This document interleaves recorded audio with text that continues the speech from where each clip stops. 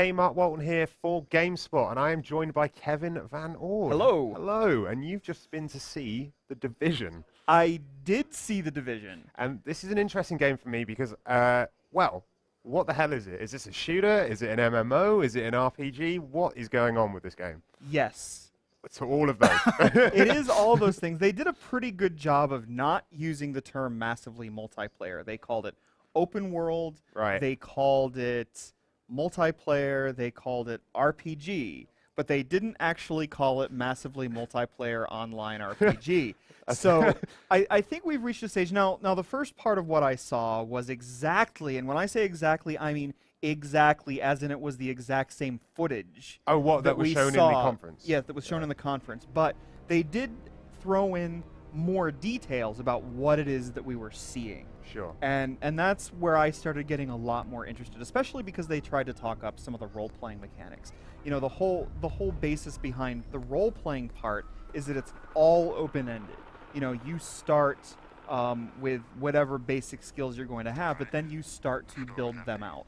So during the demo, for example, you see that spot where he like rolls that mine, and then it does the explodey thing.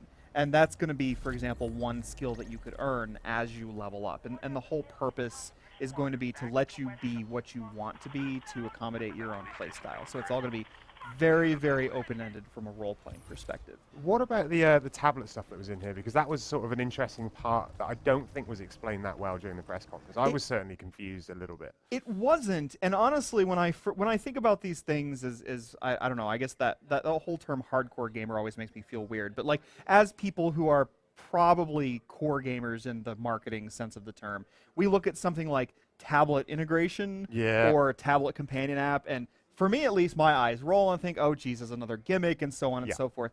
You know what? When he first pulled out, because this was the second part of the presentation, it didn't last long, but when he pulled out that tablet and started actually using it and showing us what that was like, I was almost convinced that this could be awesome, because you've got the person up there in the drone. So the person in the companion app is playing a drone, and in the drone, you can mark enemies so that they're easier to see. You can call in airstrikes. You can do various things like that. And what was interesting is that it looked actually fun just in and of itself. Well, just doing the tablet stuff? Yeah, and that's the thing that surprised me most. I was like, you know, the guy with the tablet's going to be the one not having a good time. It's like, I don't know, in Super Mario Galaxy 2, it's the one with the other remote. You know, that's the person not having fun. But it actually seemed like it was fun. And that's the part that interested me. It seemed like there was a lot to do on the screen, you know, tapping and dragging around. And because it's all in real time, it's kind of visually interesting too. Sort of looks like you're seeing everything from an RTS perspective, but you've got so much control of the camera, and it was pretty slick, I gotta say.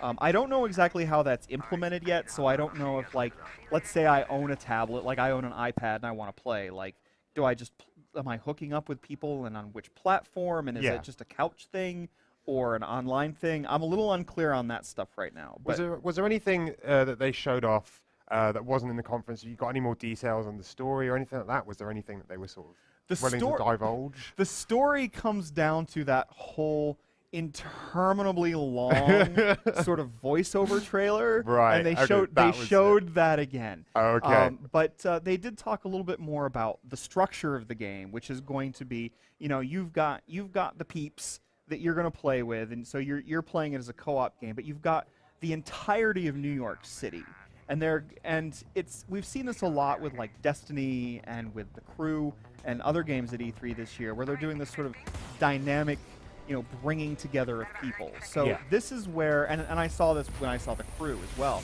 So what it's going to be is it's not actually MMO in the sense that everybody at the same time is occupying the same spaces, because that would get really messy. So this isn't Defiance. You know, this isn't World of Warcraft. Thank the Lord. Yeah, well, you know what I mean. Like, you look at it and you say, oh, it's an MMO third-person shooter. It's like Defiance, but it's not like that. You're not all colliding into each other in the same big space. It's actually, you know, using the server to just put people together in the right natural ways. And in this case, that includes PvP. You know, so you could, as you see in the, you know, the conference, it's going to bring people from doing their little co-op thing, and you might see extra stuff to do out there as well that draws you in. But then once it gets time and you reach a certain point, then it might put you together for a big PvP battle. So, and all on its own. And these are people that weren't necessarily living in the same space as you were a minute ago, but now have been brought to you so you can shoot. So I mean, overall then for you, what was your takeaway here? Something you enjoyed, or is this something you think you're potentially interested in here? I think it looks awesome. Okay. And one thing I like is it looks sort of like the combat mechanics a little bit from the last Ghost Recon game. Right. And that that has me excited because it just looks fluid. It looks fun.